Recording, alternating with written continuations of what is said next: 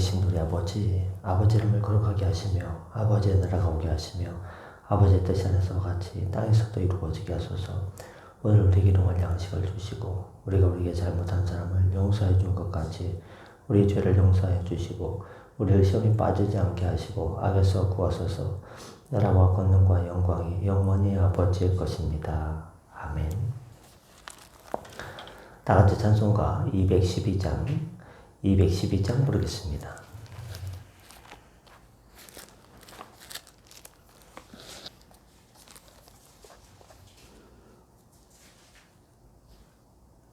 겸손히 주를 섬길 때 괴로운 일이 많으나 구주여 내게 힘주사 잘 감당하게 하소서. 인자한 말을 가지고 사람을 감화시키며 갈 길을 잃은 무리를 잘 인도하게 하소서. 구주의 귀한 인내를 깨달아 알게 하시고 굳건한 믿음 주셔서 늘 승리하게 하소서. 장래의 영광 비추사 소망이 되게 하시며 구주와 함께 살면서 참 평강 얻게 하소서. 아멘. 이 새벽 하나님 말씀 사무엘하 8장 13절부터 18절까지 말씀입니다. 사무엘하 8장 13절부터 18절입니다. 다윗이 소금 골짜기에서 에돔 사람 18,000명을 쳐 죽이고 돌아와서 명성을 떨치니라. 다윗이 에돔에 수비대를 두되 온 에돔에 수비대를 두니 에돔 사람이 다 다윗의 종이 되니라. 다윗이 어디로 가든지 여호와께서 이기게 하셨더라.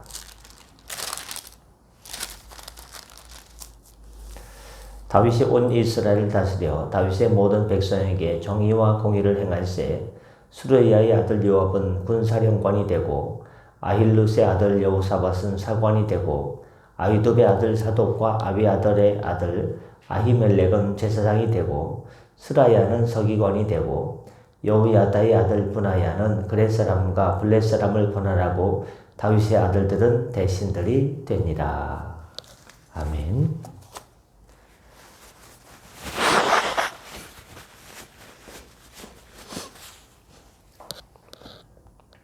주 안에 복된 찬양을 받았습니다. 오늘 수요일 새벽 하나님 말씀은 사무엘하 8장 13절부터 18절까지 말씀을 중심으로 정의와 공의로 다스리는 왕국이라는 제목으로 말씀의 은혜를 함께 나누고자 합니다.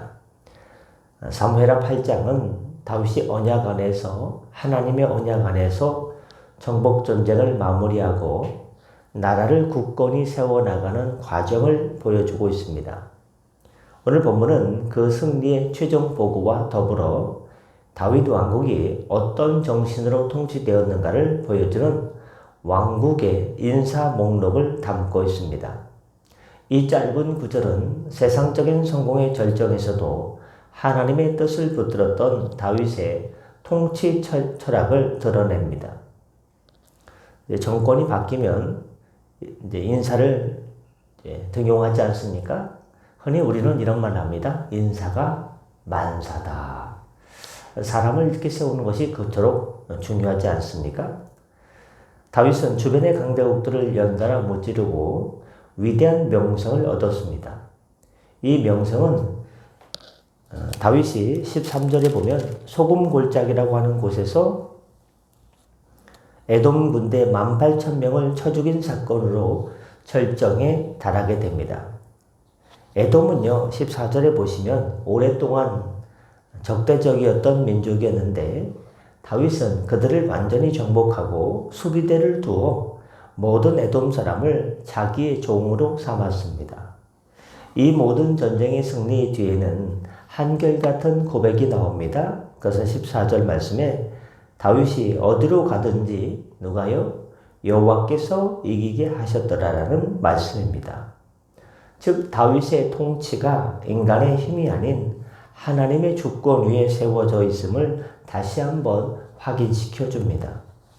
전쟁이 끝나고 나라가 평안해지자 다윗은 이제 통치 체제를 정비합니다. 성경은 다윗 왕국의 통치 원칙을 이렇게 선언합니다. 15절 말씀해 보시면 다윗이 온 이스라엘을 다스려 모든 백성에게 정의와 공의를 행하였으에. 나라를 다스리는 기본 통치 원칙이 뭐냐? 하나님의 정의와 공의를 행하는 것입니다. 이것은 다윗 왕국의 가장 중요한 헌법 정신입니다. 이어지는 구절은 이 정의와 공의를 실현하는 핵심 인물들, 즉 다윗 왕국의 내각의 명단을 보여주는 것이 16절부터 18절입니다. 그 내각의 명단이 어떻게 되냐? 16절부터 보면 군사력을 담당하는 군대 사령관은 요압 장군으로 삼고 국가 기록 및 행정을 담당하는 사람은 여호사밧으로 지정하고 영적인 역할을 담당하는 제사장은 사독과 아비아다를 삼았습니다. 또 문서와 법률을 담당하는 서기관은 스라야로, 또 경호 및 질서 유지 담당은 근위대장으로 분하야를 택했습니다. 그리고 왕실 통찰을 보좌 하는 대신은 다윗의 아들들로 삼은 것이 왕국의 내각의 명단입니다. 다윗은 군사, 정치, 종교, 법률 등 국가의 모든 핵심 기능에 하나님을 경외하는 인재들로 배치했습니다. 그냥 일 잘하는 사람이 아니라 하나님을 경외하면서 할 수 있는 사람. 이는 다윗 왕국이 단순히 세상의 강대국이 아니라 하나님의 정의와 공의를 실현하는 하나님 나라의 기초를 다졌음을 보여주고 있습니다. 오늘 짧은 본문을 통해서 우리가 얻을 수 있는 교훈 첫 번째는 뭐냐? 참된 리더십은 권세가 아닌 하나님의 정의와 공의를 실현해 나가는 것입니다.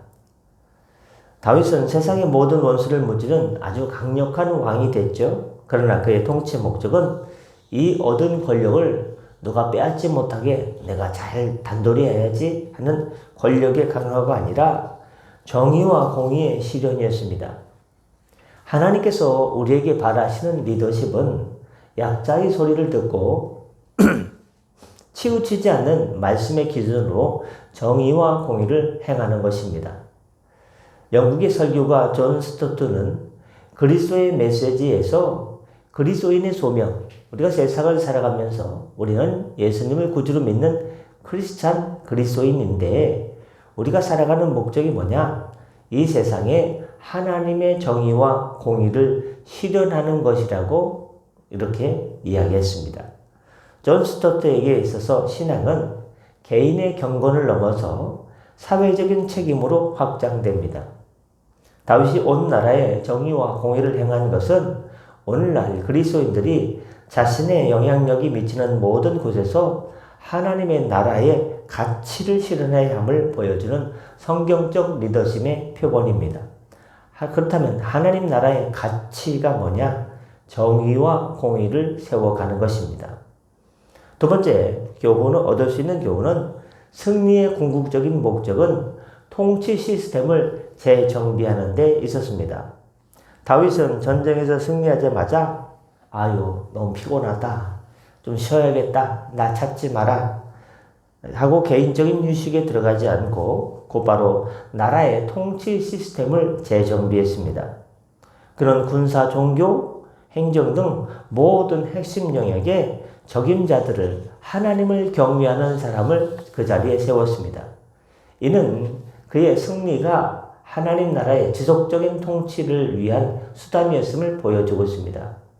성도 여러분, 우리가 삶에서 얻은 모든 은혜와 승리는 참 이번에 좋았어. 이번에 은혜 많이 받았어. 라고 개인적인 만족으로 끝나서는 안 됩니다. 하나님께서 주신 은혜와 승리 가운데 그 승리를 기반으로 우리 삶의 시스템을 하나님 말씀 위에 굳건히 세워야 됩니다. 우리 삶의 시스템은 나의 습관과 루틴, 반복되는 것, 관계 등을 말하고 있습니다.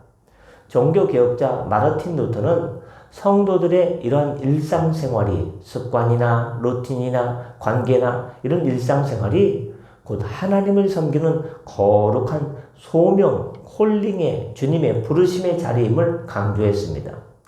다윗이 나라의 행정관, 사관 여호사밧이죠. 법률과 서기관 스라야저를 세운 것은 세상의 정치나 법률 이 역시 하나님 나라의 소명 안에서 거룩하게 수행되어야 함을 보여줍니다. 즉 우리가 먹고 마시는 모든 것들이 하나님의 나라의 소명 안에서 거룩하게 나의 행동과 나의 일상까지 모든 것들이 하나님 나라의 영광을 위해서 바로 행해져야 함을 보여주는 것입니다.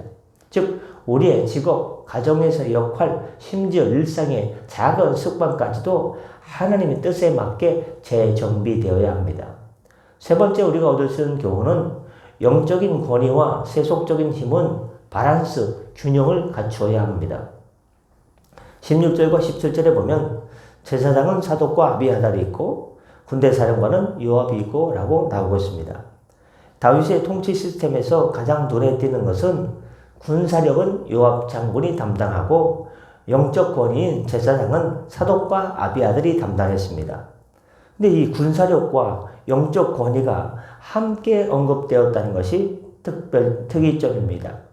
다윗은 이스라엘이 세상적인 힘만으로 유지될 수 없으며 즉 군사력만으로 유지될 수 없으며 영적인 권위, 제사장 사독과 아비아달을 세워서 이 하나님의 영적인 통치 아래 함께 있어야 함을 이야기하고 있습니다. 성도 여러분, 우리의 삶의 현장에서 능력, 요압 장군이 떠오르네요. 이 능력을 갖는 것도 중요하지만 그 능력이 말씀과 기도의 영적인 통제, 제사장의 역할 아래에 있어야 함을 보여주고 있습니다. 영적인 균형을 잃어버리는 순간 우리의 능력은 교만과 폭력으로 변질될 수 있기 때문입니다. 어거스틴은 하나님의 도성에서 세상의 도성과 하나님의 도성과의 관계를 설명하고 있습니다. 세상의 도성은 자아 사랑에 기반하며 힘, 요압의 권력을 추구하지만 하나님의 도성은 하나님의 사랑에 기반하며 영적인 가치, 제사장 역할을 통해서 추구됩니다. 다윗은 자신의 왕국을 하나님의 도성의 가치를 심어 세상의 도성을 다스리려 했습니다. 우리 역시 세상에서 어떤 힘을 가질지라도 그 힘을 하나님의 도성의 가치, 즉 정의와 사랑을 실현하는데 사용해야 됩니다. 말씀 마치고자 합니다. 하나님께서 지금까지 이기게 하셨고 여기까지 인도하셨고 다윗은 어떤 걸 행했습니까? 거기에 안주하지 않고 공의를 행했습니다. 주님께서 사랑하는 성도 여러분, 다윗은 하나님께서 이기게 하신 승리의 열매를 가지고 모든 백성에게 정의와 공의를 실현하는 통치 시스템을 재정비했습니다. 우리의 삶의 성공과 은혜 역시 이 정도면 됐다 하는 개인의 만족을 넘어서서 하나님 나라의 정의와 공의를 실현하는 도구로 사용되어야 할 것입니다. 우리의 리더십이 정의와 공의 위에 굳건히 서기를 주님의 이름으로 축원합니다. 기도하겠습니다. 오 사랑과 은혜의 하나님 아버지, 저에게 다윗처럼 하나님의 주권을 인정하며 정의와 공의를 실현하는 삶을 허락하여 주옵소서. 저희가 세상에서는 모든 권세와 등리를 나의 이름을 위해서, 나의 의를 위해서, 자기 영광을 위해서 사용하지 않고 하나님 나라 확장을 위해서 하나님 나라의 가치, 기치, 바로 정의와 공의를 실현해 나가는 도구로 사용되어지게 하여 주옵소서. 우리의 능력과 영성이 균형을 이루어서 주님 모시기에 아름다운 통치 시스템을 삶에 구축하여 이 모든 것들이 하나님의 정의와 공의를 실현하는 하나님 모든 조각들이 되게 하여 주옵소서. 오늘 하루도 성령께 의탁합니다. 은혜로 인도하여 주옵소서. 감사하며 축복하며 예수 그리스도의 이름으로 기도드립니다. 아멘. 다 같이 저녁 기도하시고 편하게 들어가시겠습니다.